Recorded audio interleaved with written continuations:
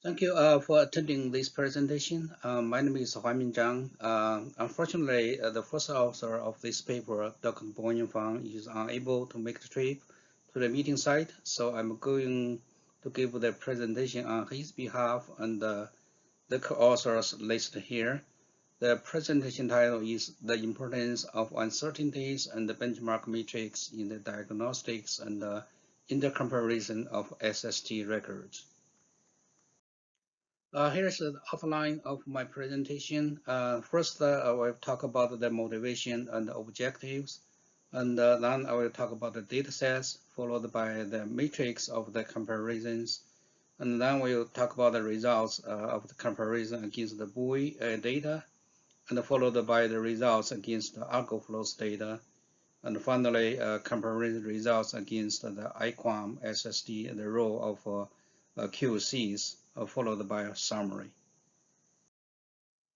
First, some background information. As we all know, the sea surface temperature started breaking records starting mid-March this year, and has been heavily covered by the media.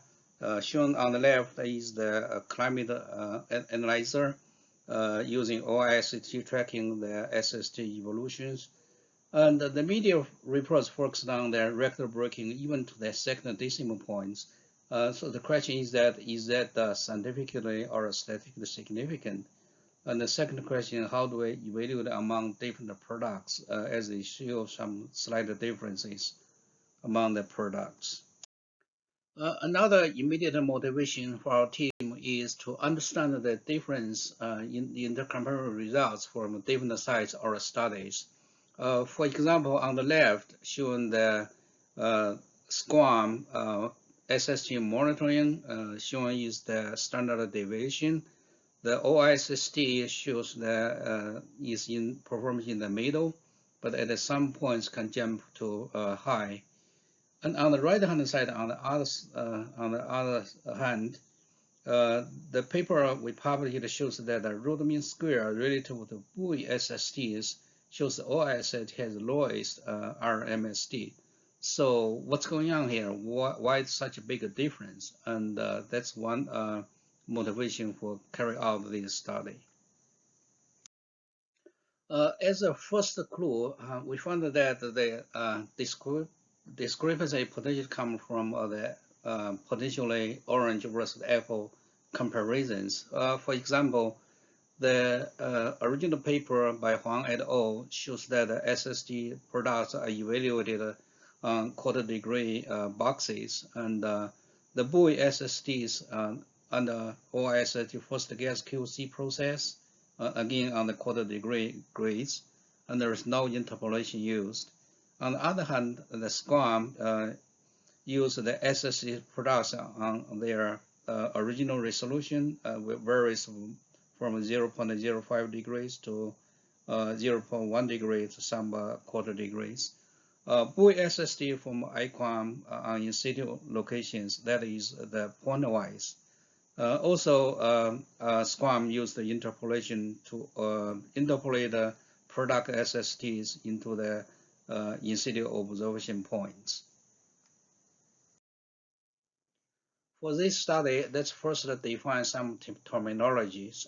The matrix used for this study, one is the bias, defined as the difference between the SST products and the reference SSTs, which is weighted by cosine latitude for area averaged SSTs on the quarter degree boxes. The root mean square difference also weighted by cosine latitude and again over the quarter degree boxes. On the other hand, following the SQUAM convention, we use the diff as the pointwise difference without the cosine latitude weighting, and the standard deviation also the pointwise. A common practice in the GRIS community is to compare with the ensemble GAMPI product. That's what we started. The left panel shows the comparison results against GAMPI of different products, all interpolated to the GAMPI quarter degree grade. You can see the for the bias, OSST fluctuating around the 0.9. Some products has a positive bias, some has a negative bias. On the lower panel shows the root mean square difference. Some products match the GAMP much better than others, just like a geopolar blended CMC and OSHA as well. However, we also know that GAMP itself is not perfect. When we do the comparison against the buoy or aqua flows, as shown on right-hand side, you can see the in the Southern Ocean there is a positive bias against the buoy observations. There are some negative bias against buoys in the tropical regions. This table summarizes the comparison results on the quarter degree by quarter degree boxes. Use the cosine weighting as well. For the 9 products, use 3 different references. One is the GAMP as reference. The other use the buoys, that including drifting and moored buoys as reference. And the third one is the arbor reference. In terms of bias, R root mean square difference. For the OISST, automatically is the top scores for each category. So for OISST, it's almost among the top 3 performers, other than the RMSD against the GAMP product. So overall, OISST performs relatively well in terms of long-term time series in the area average comparisons. This slide summarizes the results of the effects of area average versus the point-wise comparison, and as well as the in situ data QC process. In panel A, all the level 4 products averaged to quarter degree boxes, as well as the in situ data also averaged to quarter degree boxes. The QC used on the buoy data is the OISST first guess plus minus 1 standard deviation. Compared to panel B, the only difference is the in situ data does not average to the quarter degree boxes, but all the L4 products interpolated to the in situ data points, and the QC is the same. So from A to B, you see the general reduction of the standard deviation. So, and also from B to E, the major difference is the climatological QC is used. That is, when we QC the buoy data, we use the climatology SST plus minus 4 standard deviation instead of the OIST first guess plus minus 1 standard deviation. You can see that with the climatological plus minus 4 standard deviation, generally the standard deviation increases. So a couple of points I want to point out from here is that the standard deviation of OSHA and the CMC decrease in the in situ based point-wise comparisons. That's due to their high resolution and small scale of the matchup in their products. The third one is that the standard deviation are generally larger in D and E. That is when you use climatology as a reference, plus minus climatology plus minus 4 standard deviation, you allow more data into the in situ data. This slide shows the same thing as the previous slide, but in terms of the SST difference compared to buoys instead of the standard deviation. From a look at the several plots, you can get the following conclusions. One is that relative performance of the SST differences do not change much in all the experiments. That's due to the error cancellation, positive, negative cancellations. The second point is that the lower SST difference compared to buoys in OISST may result from its large-scale bias corrections.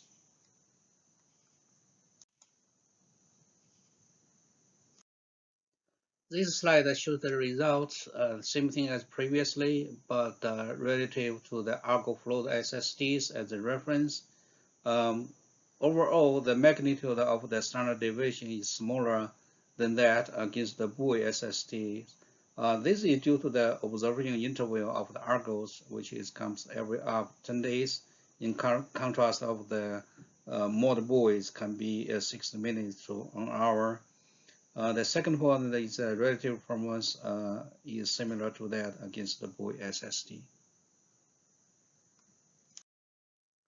This slide shows the similar comparison results with reference to the surface drifting buoys, that is surface drifters. Shown is again the SST difference of different products against the surface drifter SSTs. The conclusion pretty much is as previously. The relative performance of the SST difference do not change much in these experiments. The relative performance is similar to that against the Boyin SST, and the good performance of OISST is generally seen here. So this slide is another way to show the impact of the different QC used in selecting the reference buoy data. We used the all-share against the buoy as one example. In the upper panel, you can see the green shows the SQUAM QC, that is only use the level 5 data. Then if you relax the IQAM flag from 1 to 5 instead of 5 only, the dashed green line, you see the standard deviation increase very significantly. Same thing for the IQS data. The red line is the more stringent first guess plus 1 standard deviation to QC the buoy data. And but if you relax that, the dashed red line use the climatological as QC plus climatological SST plus minus 4 standard deviation, you get more data in your standard deviation increase significantly as well. That's the lower panel shows the numbers correspondingly. This slide shows the data distribution when different QCs are used. The upper panel shows the IQAM data. When you use flex 1 to 4, that's where the data shows up, but will not show up in the SQUAM when flag 5 is used. The middle panel shows the IQS use climatological plus minus 4 standard deviation QC minus the IQAM data, or IQAM data. You see IQS shows more data in the coastal regions. Similar thing from the IQS first gas quality minus IQS climatology QCs. This is my summary slide. First, the discrepancies of the GRIST SST level 4 products performance on different sites and studies are assessed. The results are different for every average matrix versus point-wise matrix, as well as the exact data QC used. That's akin orange and apple comparisons. Our daily OISST has a good performance in long-term time series against the in situ data, but OISST performance suffers in some localized areas due to the bias correction at a large scale. That needs to be improved. Standard deviations decrease to lowest in all-share and CMC when they are interpolated from their native grades to the in situ data points. This may be a result from their own higher resolution and their bias correction in match-up in small scale used there. The standard deviation relative to argon and drifting buoys are smaller, which may result from their longer observing interval. Including high resolution, high frequency mod buoys can increase the standard deviations.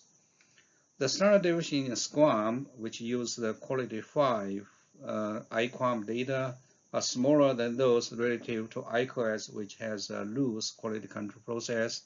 Therefore, there are smaller numbers of coastal observations used in SQUAM.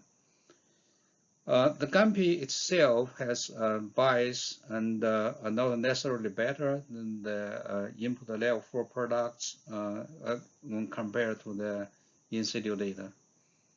Thank you for your attention.